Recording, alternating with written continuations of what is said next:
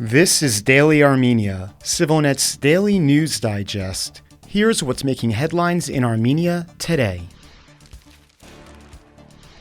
Russia's top diplomat has expressed his frustration with what he termed as Armenia's refusal to reopen transit routes for Azerbaijan through the strategically important southernmost Syunik region. Foreign Minister Sergei Lavrov told Russia's state-run Channel One yesterday that it is the Armenian leadership that is sabotaging the agreement that ended the 2020 Nagorno-Karabakh war. The Russian-brokered ceasefire declaration calls for all economic and transport connections between Armenia and Azerbaijan to be reopened, including a route to guarantee unobstructed movement of persons, vehicles, and cargo between mainland Azerbaijan and its Nakhichevan exclave via Syunik. Importantly, the ceasefire declaration does not refer to that route as a corridor, and in addition, says Russian border guards shall be responsible for overseeing it rather than Armenian customs officials. Continuing, Lavrov noted that it is difficult to understand the sense behind what he called Armenia's position against reopening transit routes, and added that Moscow is for the speediest possible conclusion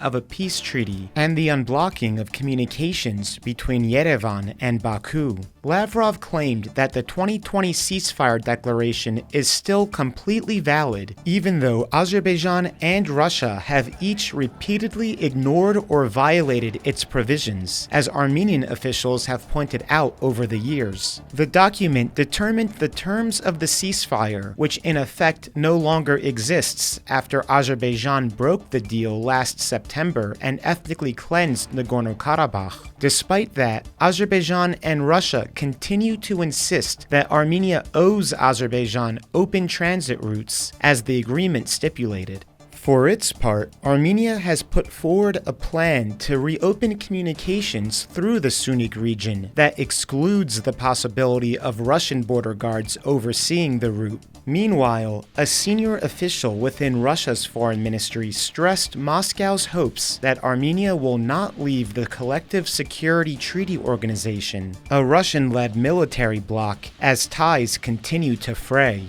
In the end, there are no alternatives to the CSTO and Russia as guarantors of Armenia's stability, Mikhail Aghasandyan said in an interview published today by Russia's state-owned RIA Novosti news agency. Since the start of the year, Prime Minister Nikol Pashinyan has repeatedly floated the idea of Armenia quitting the CSTO and has already frozen participation in the body.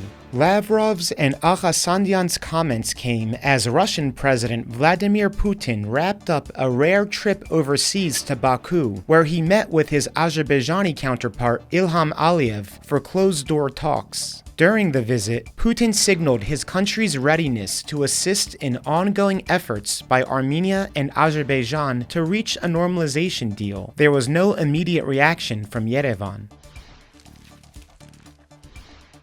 Former Defense Minister Davit Tonoyan, who was released from nearly 3 years of detention on bail last week, has indicated he still has no desire to re-enter politics. "I still have no desire to engage in politics. I still don't.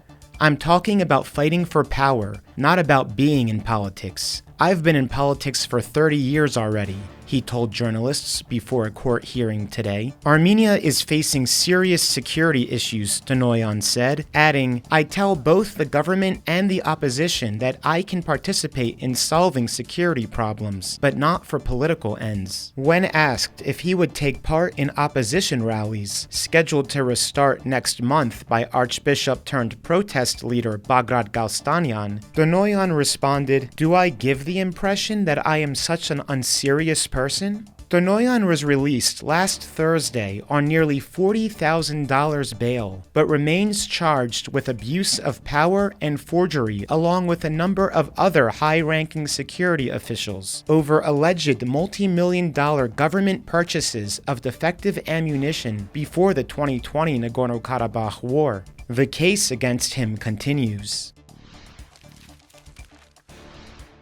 Be sure to check out our article on Vargas Grigoryan, who became the youngest Armenian to summit Mount Ararat last month, as he celebrated his 10th birthday. Learn more about the expedition, which Vargas's father Koryun described to us as an unforgettable and emotional experience. Koryun said the great pride and joy they felt at the top made any hardships along the way well worth it. Vargas is now setting his sights on the even more difficult climb up Mount Kazbegi, one of Georgia's highest peaks. You can read more about Vargas's adventure at the link in the description below or on our website at civilnet.am.